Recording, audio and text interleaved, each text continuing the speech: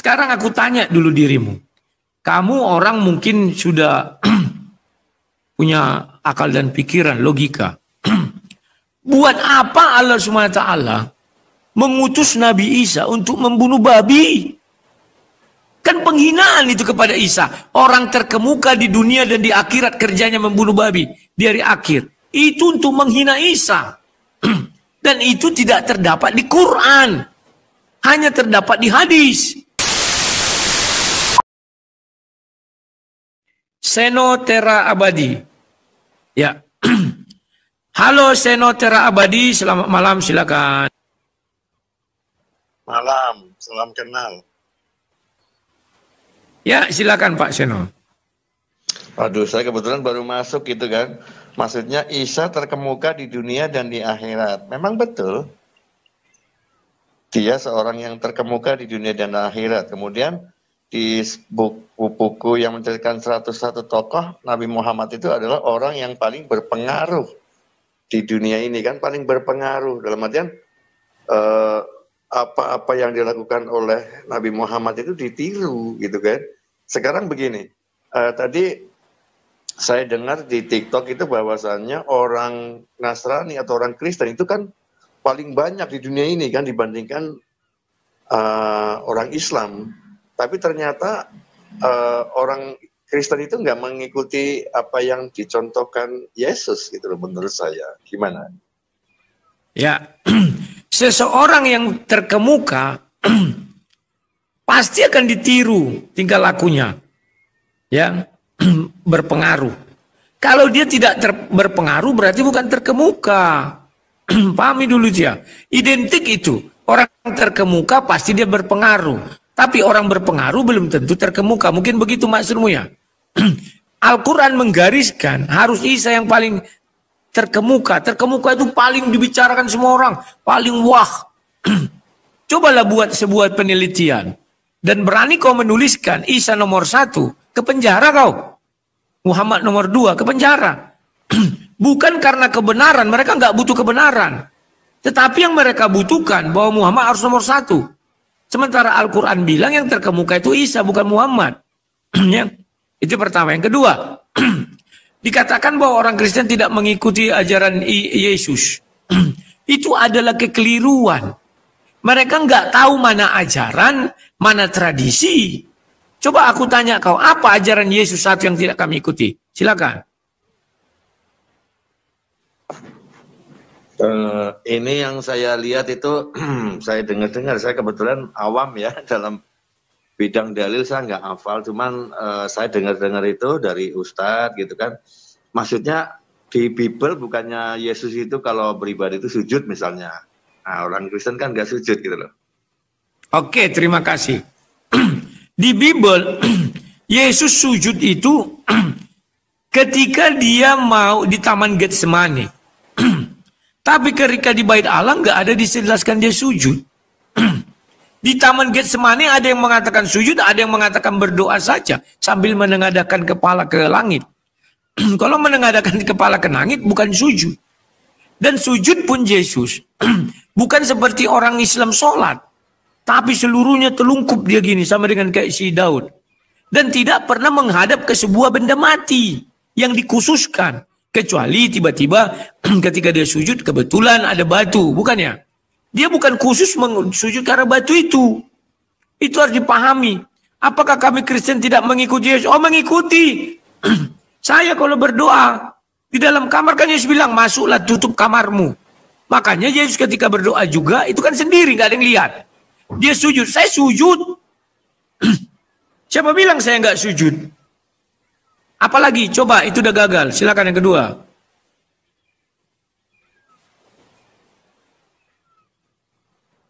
Nah, ini ini cuma hanya sekedar pengetahuan saya gitu ya, Mas itu.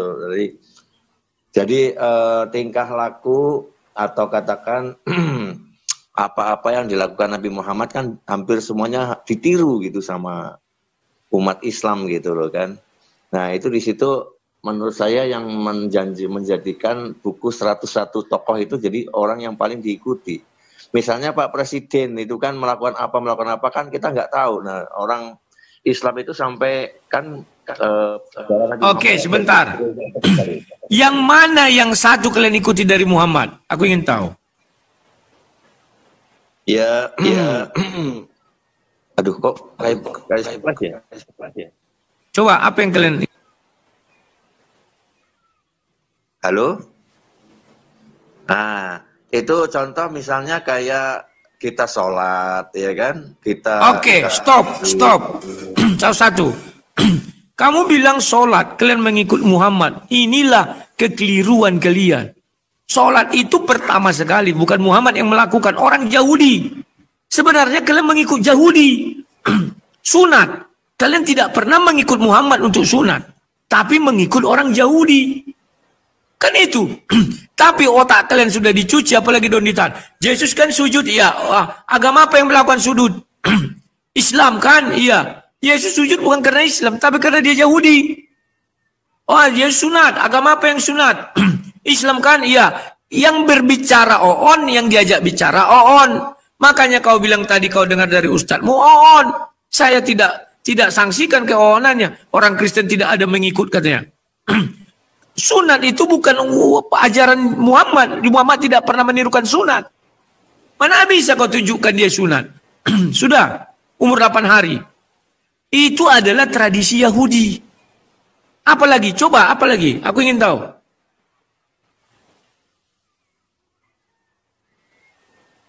Iya, itu diantaranya seperti itu. Terus kurban, gitu kan? Satu-satu. Kurban. Muhammad tidak pernah menunjukkan kurban. Lebih dahulu itu dilakukan oleh orang Yahudi.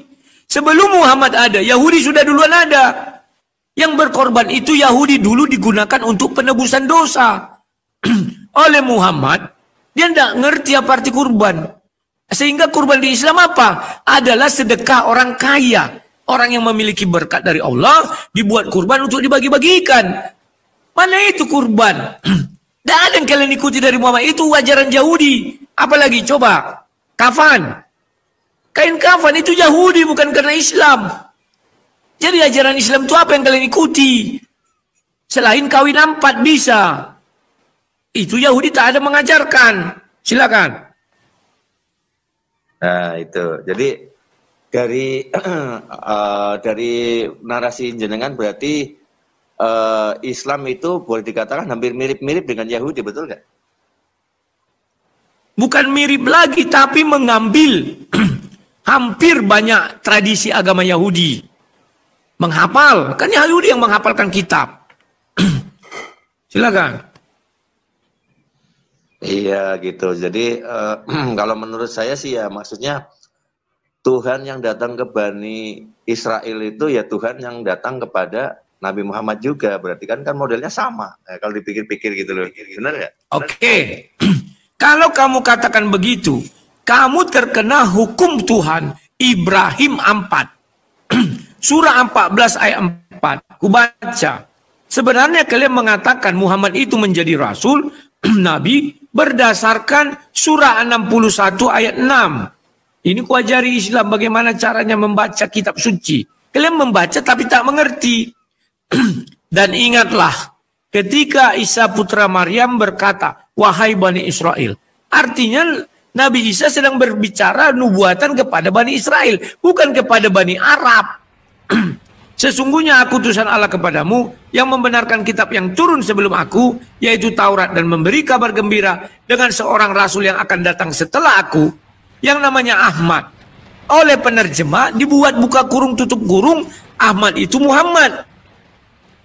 Padahal menurut surah Ibrahim, ini surah 14 ayat 4. Surah Ibrahim surah 14 ayat 4 dikatakan begini. Dan kami tidak mengutus seorang rasul pun. Artinya tidak satu rasul pun diutus. Melainkan dengan bahasa kaumnya. Mana mungkin Muhammad datang kepada Bani Israel menggunakan bahasa Arab? Mana mengerti orang Israel? Lantas kenapa kalian bilang Ahmad itu adalah Muhammad? Sementara Nabi Isa bernubuat kepada Bani Israel. Makanya orang Israel tidak menerima Muhammad sebagai rasul karena firman Allah, bukan karena mereka musyrik. Siapa yang disembah Bani Israel. Mana menyembah Isa dia? Carikan satu ayat mana Bani Israel menyembah Isa. Nggak ada. Kan Allah bertanya di surah Al-Maidah 116. Ya kan? Apakah engkau menjadikan Maryam itu, Maryam intinya gitulah. Maryam dan Isa dan juga Allah sebagai tiga Tuhan.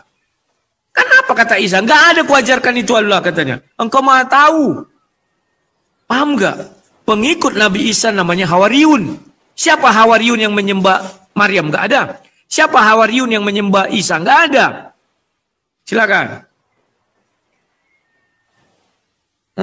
Iya.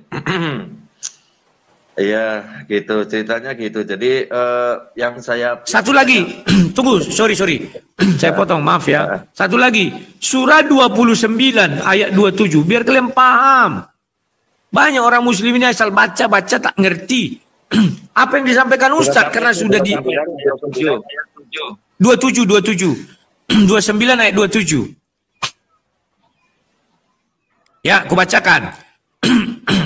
Dan kami anugerahkan kepada Ibrahim, Ishak, Yakub, dan kami jadikan kenabian dan kitab kepada keturunannya. Kalau keturunan Ismail betul dijadikan juga nabi, tetapi kitab tidak ada. Sementara Muhammad ini adalah mengaku keturunan Ismail, artinya jadi nabi, iya. Tetapi bawa kitab. Sesuai ayat ini, yang berhak membawa kitab itu adalah keturunan Ibrahim, Ishak, Yakub. Itu menjadi nabi dan membawa kitab. Paham gak kalian? Aduh, kalian gak paham. Silakan. Nanti katakan sama Ustadz itu. Maksudnya dari Ismail tidak membawa kitab gitu, turunan Ismail gitu. Menurut surah. Saya pernah dengar jenengan itu berdiskusi masalah kalau nggak salah Yesaya 29 ayat 12 itu gimana itu? Ya. Dengarkan baik-baik. Bukan saya yang mengatakan. Al-Quran Allah SWT berfirman, kami anugerahkan kepada Ibrahim, Ishak dan Yakub, dan kami jadikan kenabian dan kitab kepada keturunannya. Muhammad keturunannya enggak. Kok tiba-tiba membawa kitab? Nah, mengenai surah 29 ayat 12, kan sudah dibilang Isa, akan datang Nabi sesudah aku yang bernama Ahmad. Aku membenarkan kitab Taurat. Paham nggak? Banyak ustadz-ustadz nggak tahu apa itu kitab Taurat. Kenapa mereka nggak tahu? Karena memang Allah tidak memberitahu apa saja kitab Taurat. Ujuk-ujuk Yesaya kitab Taurat. Kalau si Juma bilang nenekmu kiper. Kitab Yesaya bukan Taurat. Maka jangan coba-coba menyentuh Yesaya, jangan coba-coba menyentuh Kidung Agung. Karena Isa mensyaratkan itu hanya di Taurat adanya. Sejak kapan Kidung Agung itu kitab Taurat? Tidak ada. Makanya aku bilang ustaz-ustaz ini, maaf ya, oknum-oknumnya banyak yang on. On-nya kelewatan dan dipamerkan di TikTok di mana-mana. Silakan. Yang di kitab Taurat itu apa aja sih? Kalau bukan, kalau kitab Taurat Allah SWT kita nggak tahu, wallahu alam goib. Tapi kalau kitab Taurat orang Yahudi dan yang kitab Taurat orang diakui orang Kristen, mulai dari Kejadian, Keluaran, ya, Bilangan, Imamat dan Ulangan, 5 kitab Musa. Tahu nggak orang Islam 5 kitab Musa? Wallahu alam. Jangankan kalian, Nabi aja nggak tahu. Silakan. Iya, maksudnya memang kitab Taurat itu di dalam Al-Quran hanya disebut kalau diturunkan ke Bani Israel, kitab Taurat itu. Dan di Al-Quran tidak diterangkan itu isinya ini kan tidak. Maksudnya di dalam Al-Quran itu kita suruh beriman bahwa telah diturunkan kepada Musa Taurat dan kepada Nabi Isa Injil, itu aja kan? Iya, Taurat yang mana? Ya makanya aku bilang, makanya kalian buta, makanya harus ditunjukkan jalan yang lurus, makanya ada perintah Allah SWT, kalau kau tidak tahu tanyalah ahlul kitab. Sekarang Injil, apakah kalian menerima Injil Matius, Markus, Lukas, Yohanes? Kan kalian tolak. Lantas mana Injil yang diturunkan Nabi Isa? Oh sudah hilang, gampang sekali kalian mengatakan itu. Kau baca hadis Bukhari 3, Muhammad masih bertemu dengan Waraka. Waraka itu penulis Injil dalam bahasa Arab sesuai kehendak Allah. Itu di Bukhari 6467. Kenapa Muhammad tidak melindungi Injil itu? Padahal itu dari Allah juga. Pakai logika. Silakan. Iya. Jadi yang saya dengar sih, jadi maksudnya Warakah itu kan kalau nggak salah pamannya istrinya Siti Khadijah gitu kan. Salah satu pamannya ya, kita nggak tahu paman seperti apa, tapi pada saat dia bertemu setelah pulang dari Gua Hiro, kemudian dipanggil-panggil dari langit, kemudian melihat malaikat Jibril dalam bentuk yang aslinya, Saddal Uhud Saddal Basar itu, jadi langit itu terpenuhi dengan sayapnya Jibril, jadi dia ketakutan. Nah, kemudian setelah beberapa hari setelah itu baru datang ke Warokoh tanya. Oke. Gitu. Itu karena orang menurut kamu ya, ya, aku jelaskan baik-baik. Sebentar dulu. Pengikutnya itu dalam artian orang Nasrani dia. Ya, aku jelaskan baik-baik. Apa yang kau jelaskan itu masuk nggak logika? Dilihat sayapnya terbentang di langit. Kalau dilihat Muhammad bisa melihat, masa orang lain tidak bisa melihat? Orang langit terbentang 150 km katanya sayap bentangnya. Sementara itu di dalam goa. Kenapa bisa jadi di langit? Yang pertama logikanya. Yang kedua, inilah yang selalu kutegaskan kepada kawan-kawan muslim. Nasrani tidak pernah menuhankan Isa. Gak pernah. Apa buktinya? Buktinya Waraka bin Naufal menulis Injil sesuai dengan kehendak Allah SWT. Kalau memang Nasrani menyembah Isa, sudah pasti Injil yang ditulis Waraka tidak sesuai dengan kehendak Allah. Artinya Waraka itu tidak pernah menuhankan Isa. Tapi kenapa di dalam Quran isinya semua Nasrani itu menuhankan Isa? Paham gak kalian? Coba cari gini loh, kalau biar kau cepat mengerti, cari di Quranmu, gunakan Al-Quran online. Bani Israel menyembah Isa, carilah. Gak akan kau temukan. Lantas kenapa Yahudi dikatakan kafir? Kalau mereka menyembah Tuhan yang sama. Pernah nggak mereka menyembah berhala? Itu zaman Musa. Setelah zaman Musa, apakah mereka beringkar kepada Allah? Kalau Tuhannya sama kan tidak. Lantas, ya karena mereka tidak mengakui Muhammad, makanya dibilang ingkar. Loh, wajar nggak mereka mengingkari Muhammad? Wajar. Allah yang berfirman. Di mana sudah kubukakan tadi surahnya kan? Surah Ibrahim ayat 4. Surah 29-27. Mereka bukan tidak mau menerima Muhammad, tapi Allah yang berkata, kitab itu dibawa oleh Bani Israel, Yakub. Baru dibilang tidak akan pernah mengutus satu orang nabi pun dengan tidak berbahasa kaumnya. Oke, silakan. Ada yang mau tanyakan lagi? Biar ku cerahkan dirimu. Silakan. Mengenai sorga, jangan pernah berharap Allah SWT mengamasukkan orang ke dalam surga karena belum ada bukti. Jadi gini, maksudnya itu kan itu tadi berbicara masalah terkemuka di dunia dan di akhirat. Yang saya tahu ini orang Kristen itu kan menganggap Yesus datang, ya kan, kedua kalinya nanti di sini sebagai hakim, ya benar ya? Nah, sebagai hakim, kemudian sebagai kayak penentu gitu loh. Kalau di dalam Islam kan Yesus datang itu kedua kali memang ada tugas, dalam artian satu itu nanti membunuh Dajjal, karena Dajjal itu tidak akan bisa terbunuh kecuali oleh seorang nabi, ya kan. Kemudian mematahkan salib, membunuh babi, dan nanti bakal jadi hakim yang adil, karena hakiman adlan gitu dalam bahasa Arabnya itu.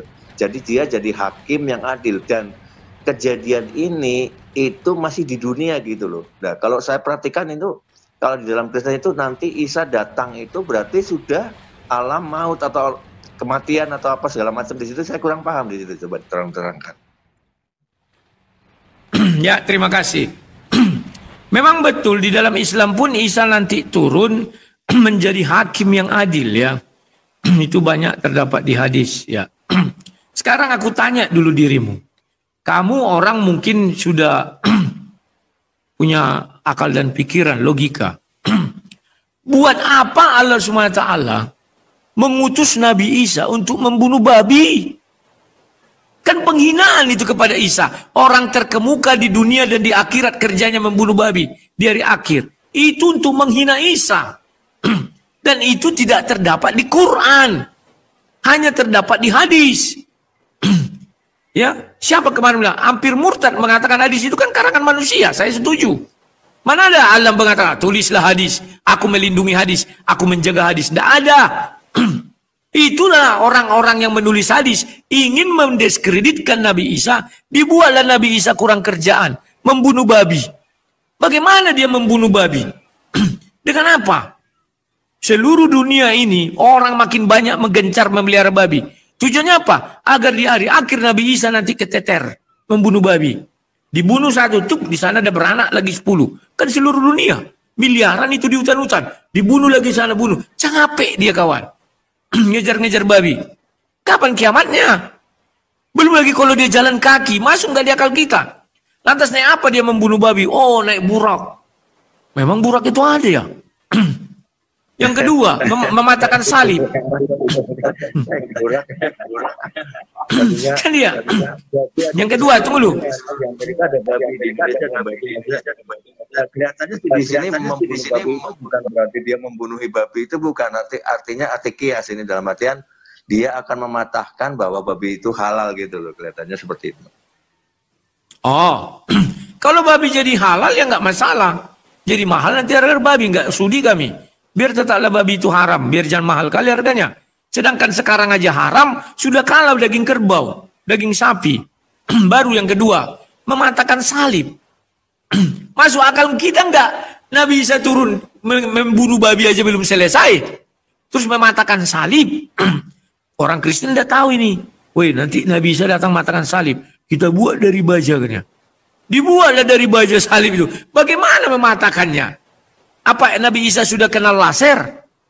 Kan belum ada diberitahukan. Jadi, hadis yang kau baca itu, kalau menurut Syampir Murtad, karangan manusia. Enggak usah lagi kau ikut-ikuti itu katanya. Karangan manusia, ikutlah kepada Al-Quran aja. Karena Muhammad pun mengatakan, jangan kamu tulis apa yang keluar dari lisanku selain daripada Al-Quran. Hadis itu kan keluar dari lisannya juga. Disuruh jangan tulis, kenapa ditulis? Itulah sebabnya banyak hadis ini cenderung agak bertolak belakang dengan isi Al-Quran. Silakan. Iya, jadi di dalam Islam itu kan ceritanya nanti Nabi Isa turun. Turunnya itu di Menara Putih Damaskus, berarti di Syria ya. Nah, kemudian diapit oleh 2 malaikat. Ini yang nggak pernah saya dengar dari Ustadz aja ya. Jadi diapit oleh 2 malaikat.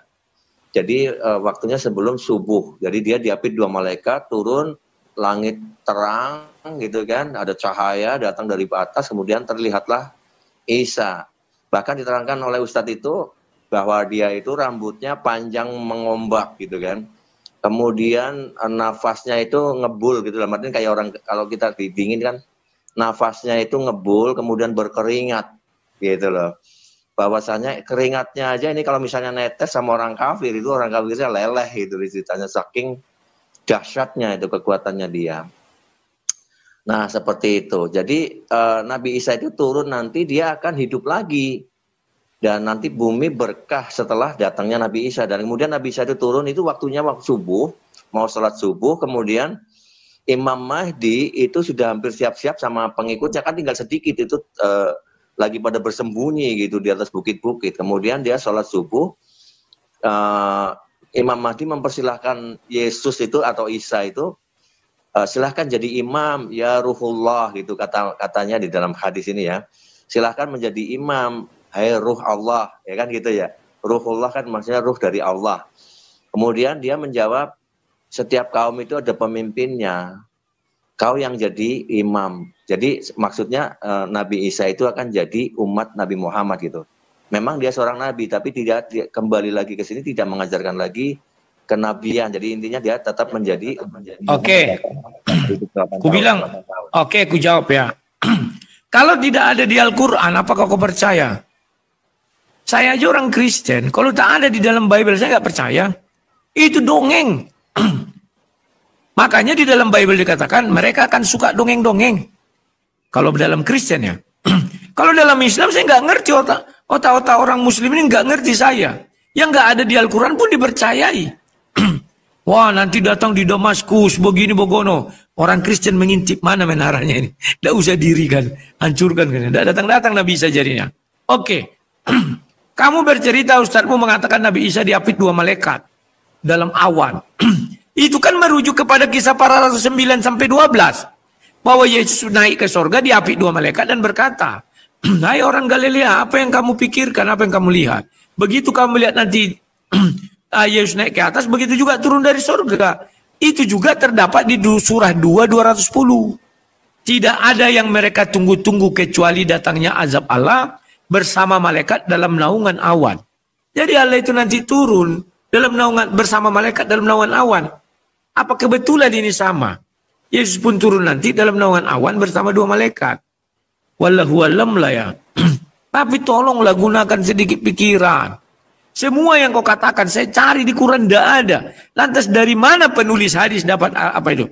Oh dari ucapan Nabi Muhammad. Pernah nggak Muhammad memverifikasi itu? Nggak pernah sedikit pun. Nggak pernah. Paham ya? Silakan. Iya, Nabi Muhammad memang tidak menyuruh menulis hadis pada saat dia diutus di Madinah ya, terutama ya kebanyakan. Tapi kemudian ada juga dari salah satu sahabat, saya lupa ya, diceritakan oleh Pak Ustadz bahwa ada yang nulis itu.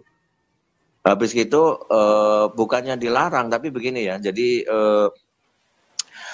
sahabat lain melarang itu, jangan nulis, kamu maksudnya nggak boleh nulis-nulis ucapannya Nabi Muhammad gitu maksudnya. Nah yang ditulis Quran aja gitu. Habis itu dia tetap nulis, sahabat satu ini, saya lupa namanya, diceritakan tuh.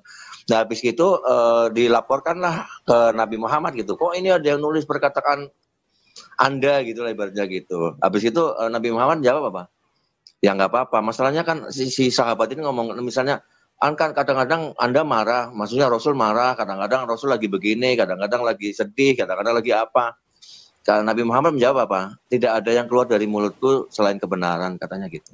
Jadi intinya walaupun lagi marah ya nggak apa-apa, dicatat gitu loh maksudnya. Makanya banyak sekali hadis-hadis yang memang, kan kalau di dalam Islam begini, ada hadis-hadis atau kumpulan hadis atau kitab kan yang nanti boleh belajar ke sana itu kalau kita itu sudah belajar yang dasar dulu. Jadi kayak nanti kayak macam kan ada kitab-kitab itu yang nanti boleh dipelajari. Oke. Sudah ibaratnya itu studi lanjut gitu ya. Nanti kalau orangnya udah pintar baru boleh ke sana gitu. Oke, saya tanya satu sama kamu.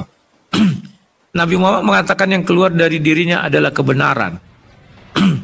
Allah ada nggak mengatakan dia adalah kebenaran? Cari ayat di Al-Quran. Kalau memang betul apa ucapan Muhammad itu adalah seluruhnya kebenaran, berarti hadis itu adalah kitab suci. Sesuatu yang kebenaran hanya milik Allah. Ya kan? Nah, hadis kan karangan manusia. Di sini dilarang, diterbitkan mereka lagi hadis yang baru yang mengatakan oh dibolehkan. Dikaranglah cerita. Begini bogono, begini bono. Itu menurut siapa ya? Hampir murtad ya. Hadis itu karangan manusia. Kamu bilang semuanya berisi kebenaran. Aduh. Saya nggak yakin Nabi Muhammad bisa mencungkil mata manusia. Saya nggak yakin. Tapi buktinya hadisnya ada. Saya juga nggak yakin Muhammad mengatakan dia terkemuka di dunia dan akhirat. Karena Al-Quran mengatakan yang terkemuka dunia akhirat adalah Nabi Isa. Tidak mungkin bertolak belakang kan? Belum lagi kalau kita bicara tentang hadis-hadis doib. Kenapa itu doib? Wah karena para ahli sudah bukan. Karena dia tidak mendukung. Ya kan? Perjalanan Nabi Muhammad. Coba mendukung. Dipuji-puji, dipuja-puja. Wah ini sohi, ini sohi. Logikamu berpikir, coba lihat. Kalau Bible tidak perlu dibuat di situ asbabun nurut atau apa namanya ya, rawi-rawi itu. Kenapa tidak perlu? Karena kitab itu sudah berurut. Sanad ya, sanad. Kita yang menyambung dari A dan iya. Ya. Kenapa tidak perlu? Karena kitab kami itu sudah kitab berurut. Kejadian, Keluaran, begitu terus. Matius, Markus, Lukas berturut. Semua pembicaraan situ berturut. Habis dari Ulangan, Musa menyerahkan kepada Joshua, masuk kepada kitab Joshua. Ya. Nah, hadis itu pernah nggak kau berpikir orang yang terakhir datang, misalnya Bukhari ini menulis, yang terakhir datang, saya nggak tahu ya, katakan Ubaidilah atau siapa ya, datang kepada dia. Pernah nggak Bukhari bertanya, kau tahu dari siapa? Oh, saya tahu dari bapak saya Syanu. Bertanya nggak Bukhari lagi, bapakmu tahu dari siapa? Dan dia bertanya nggak sebelum cerita kepada Bukhari sama bapaknya, logika lah pasang, aduh. Oh, aku tahu dari Syanu. Kau tahu dari siapa? Dari Syanu. Ah, dia tahu dari siapa? Saya bisa menjelaskan silsilah ke-11 ke belakang. Sedangkan silsilah bapak saya nggak tahu.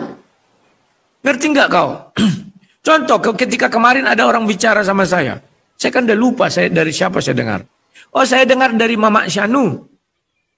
Kira-kira orang bertanya nggak, Mama Syanu tahu dari siapa? Pasti ku jawab, ya nggak tahu lah, aku dari mana. Ini hebatnya aku jelaskan. Oh, Mama Syanu itu tahu dari Skarpidol. Kira-kira kau yang menuliskan, kau tanya lagi nggak sama aku? Skarpidol tahu dari mana? Bisa nggak aku mengetahui ke belakang-belakang sementara orang sudah mati jauh ratusan tahun sebelumnya? Ya udahlah, gunakan logika dengan baik dan benar, itu aja aku bilang. Silakan. Kalau yang itu saya nggak tahu ya, tapi coba perhatikan, orang Islam itu kan hampir tiap hari kumpul di masjid, kan gitu ya, untuk sholat, untuk katakan kajian. Nah dari situ katakan apa namanya? Jadi lebih intim ya, kayak Nabi Muhammad dulu sama sahabat, kemudian tabi'in, kemudian tabi'in, kemudian baru penulis hadis. Penulis hadis itu kan kalau nggak salah di sekitaran tabi'in ya, jadi turunan ke 1, 2, mungkin atau emang antara 2 ke 3, kan gitu ya. Jadi kebanyakan kumpul, jadi mungkin kabar-kabar itu kan jadi sesuatu yang biasa, dalam artian sudah biasa kan mereka mengkaji berarti kan Oke. Ya. biasa gitu loh, udah kenal gitu. Untuk membuktikan itu, sebentar bro. Untuk membuktikan itu, diam-diam kau lakukanlah pembuktian. Duduk kau di masjid, ketika ada seseorang bicara, coba kau tanya, dari siapa kau tahu? Sampai level kelima dia bisa tahu, geng. Dan bisa kau buktikan yang level kelima itu mengatakan, kupingku ini kutaruhkan. Misalnya dia bercerita gini, ya, paling, wah tadi ada begini. Kalau nggak salah itu kan Abu Hurairah, siapa Muslim sama Bukhari itu kelihatannya turunan udah ketiga. Sudah turun ketiga kalau nggak salah, nggak sampai ke 6, 7 kayaknya. Jadi masih agak. Bukhari itu 100 tahun apa 150 tahun. Bukhari itu abad ke-9 mulainya hadis bro. Jauh setelah 300 tahun setelah Muhammad wafat. 300 tahun itu sudah sangat mungkin 5 generasi. Tetapi kamu lihatlah di hadis, ada yang 11 perawinya. Pertanyaan saya, malu nggak kau kalau istri nabimu bercerita kepada laki-laki lain? Sementara di Al-Azhab 50 sampai 53, istri Nabi itu tidak bisa berbicara langsung kepada laki-laki lain. Kalau diundang makan, tidak boleh lama-lama. Habis makan kalau bisa pergi. Dan kalau bicara harus ada tabir. Pikirlah bro.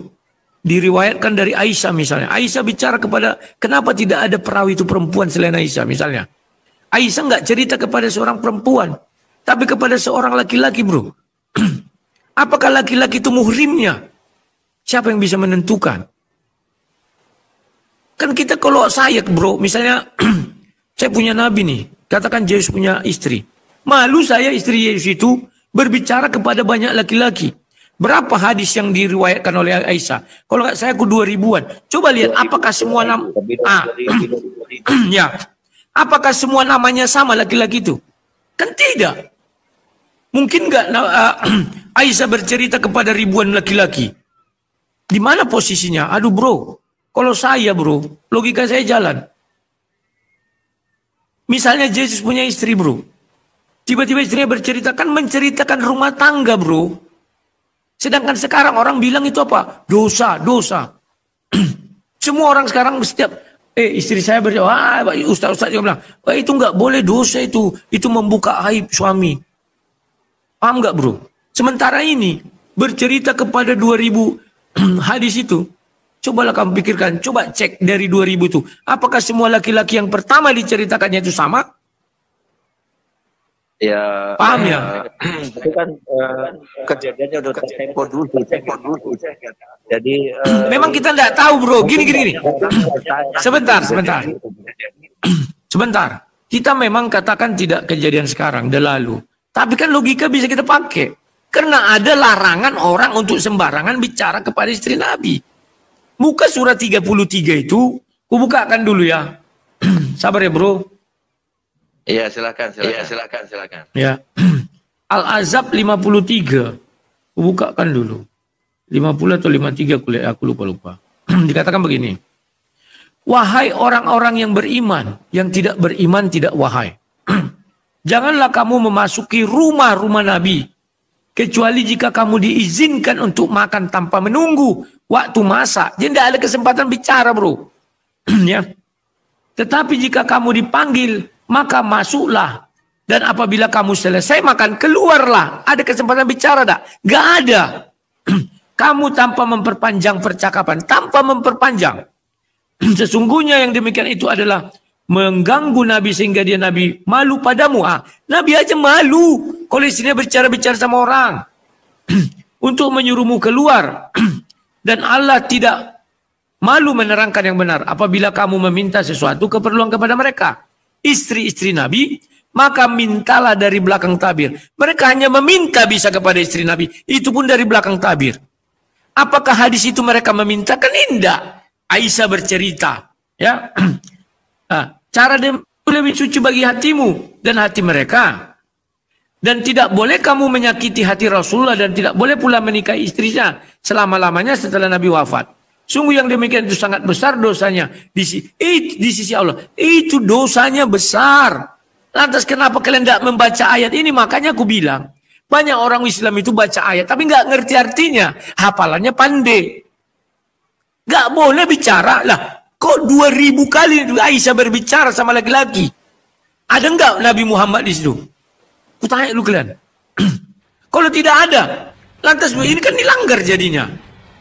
Ya, silakan. Ini saya ada cerita bahwa di akhir hayatnya Aisyah, Siti Aisyah itu kan ceritanya buta. Kemudian dia berusaha untuk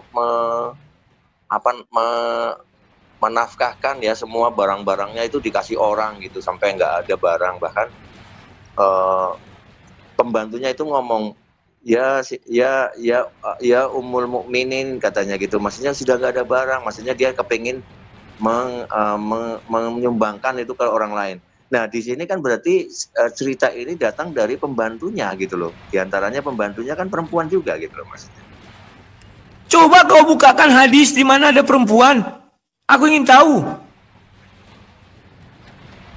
Bisa nggak Ustaz menunjukkan, oh ini perempuan loh. Yang meriwayatkan nggak tahu. Iya. Kan ujungnya adalah Aisyah ya, pangkat sumbernya. Setelah Aisyah ada nggak perempuan? Coba carikan dulu. Dari 2000 hadis itu berapa orang perempuan, berapa orang laki-laki bro? Sudah jelas ayat itu. Orang ini nggak ngerti yang dibaca. Coba pakai logika. Sedangkan bertemu saja, kalau nggak disuruh masuk nggak boleh. Ujuk-ujuk mereka datang berbondong-bondong 2000 itu. Atau Aisyah pergi kemana bercerita-cerita. Sementara zaman sekarang, laki-laki marah kalau istrinya menggosip-gosip ke tetangga ke banyak laki-laki. Muhrimnya enggak itu, mana bisa sembarangan pada istri Nabi. Aduh. Kapanlah cerdas kawan-kawan muslim ini? Silakan. Iya. Jadi kan waktunya itu nggak cuma sehari 2 hari, ini kan lama gitu kan. Jadi mungkin sehari satu ada orang bertanya, saya nggak tahu ya. Tapi yang jelas memang hadis ditulis ratusan tahun ya, nggak tahu 150 tahun setelah Nabi wafat gitu. Memang ya begitu keadaannya. Jadi itu mungkin dari kajian-kajian, kemudian lama-lama orang itu katakan kayak Bukhari, Muslim, lama-lama mungkin mereka itu kalau gini harus dibukukan aja supaya apa? Karena kan mereka selalu kajian dan kumpul di masjid gitu loh. Mungkin seperti itu. Jadi banyak sekali. Bro, bisa nggak cari saya dulu sebuah hadis atau ayat dibolehkan Aisyah berbicara di masjid sama pria-pria lain? Saya ingin tahu lah. Saya nggak tahu, nggak ada. Makanya aku bilang pakai dulu ini. Bagaimana kalian itu merendahkan Aisyah? Tanpa sadar orang 2002, kalau nggak salah 2020 hadis yang diucapkan oleh Aisyah itu kan. Pertanyaan saya, kalian merendahkan Aisyah? Nggak merendahkan.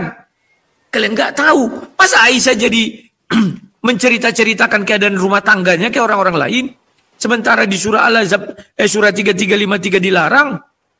Dan bisa nggak dibuat situ? Istri Nabi bercerita di pasar kepada orang-orang banyak. Ada nggak? Kan nggak ada. Kalau mau datang ke rumah kan ya. Kalau mau minta bisa. Tapi untuk menggosip nggak bisa. Makanya aku bilang coba lihat hadis itu. Menceritakan permintaan nggak itu. Contoh hadis Bukhari 3. Contoh aku buka ya. Ah ini sebentar ya. Bukhari. Saya hanya pakai 3 ini ya.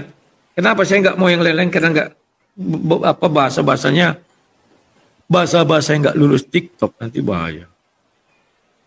Nah, ku bacakan ini ya. Langsung dari sini ya. Ntar. Dari Aisyah. Ya. Aisyah itu ku baca dari kanan ke kiri dulu. Dari awalnya ya. Urwah bin Az-Zubair. Ini perempuan atau laki-laki? Kan laki-laki. Ini siapa Urwah ini? Apakah pamannya? Anak pamannya? Pokoknya muhrimnya lah. Kita kan nggak tahu. Ini aja dulu 2. Nggak usah banyak-banyak lah. Nah sekarang coba saya buka lagi nomor hadis. Masih itu juga ya. Coba lah 6467. Nah ini. Ini juga begitu juga ya. Dari Aisyah kepada Urwah. Nah ini dah Urwah lagi. Baru kepada ke Az-Zuri. Mamar. Nah dari 2 ini aja bro, cobalah kau berpikir. Dari Aisyah yang 6467 kepada Urwah isinya sama sih. Tentang turunnya apa itu ya. Sementara yang tadi Urwah juga ya. Masih Urwah. Coba cari hadis lain bro. 2000 itu siapa-siapa aja nama laki-laki itu. Silakan. Ada lagi? Nah, saya nggak tahu. Saya nggak tahu. Masalahnya hadis itu kan kalau biasanya yang dikeluarkan Siti Aisyah itu kan hadis-hadis yang berkenaan dengan perbuatan-perbuatan Nabi Muhammad pada saat di rumah ya. Misalnya contoh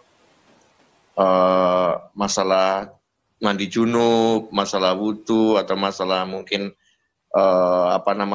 istinja. Keperkasaan. Gitu. Keperkasaan ada juga.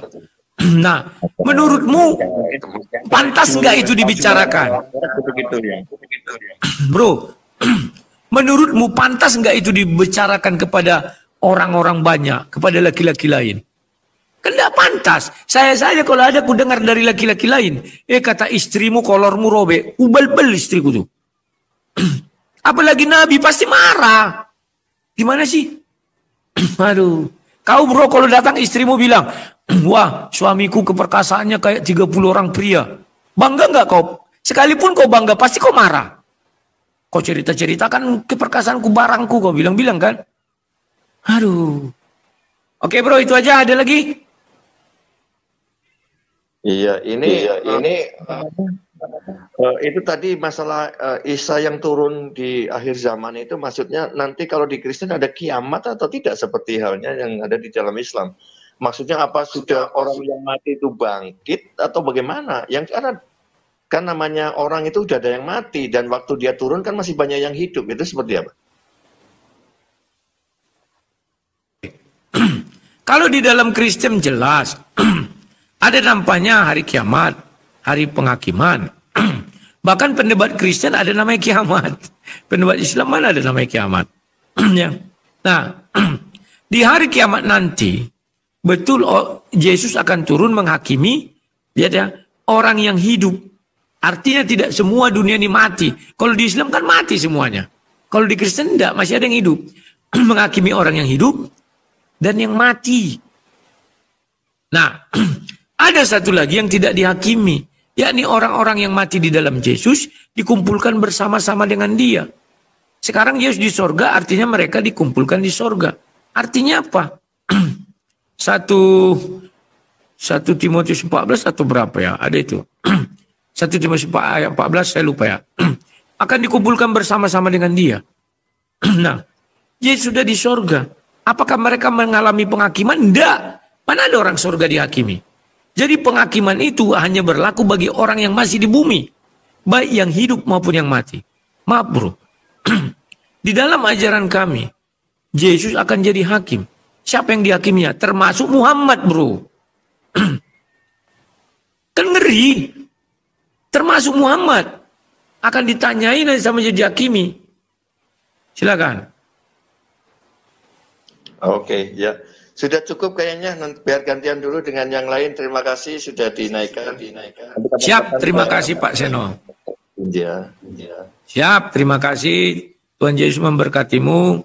Semoga kau menemukan jalan yang lurus itu. Kawan-kawan, kelemahan kawan muslim ini nggak mau menggunakan otaknya maksimal. Maunya, wah begini bogono, enggak, gunakan maksimal dong.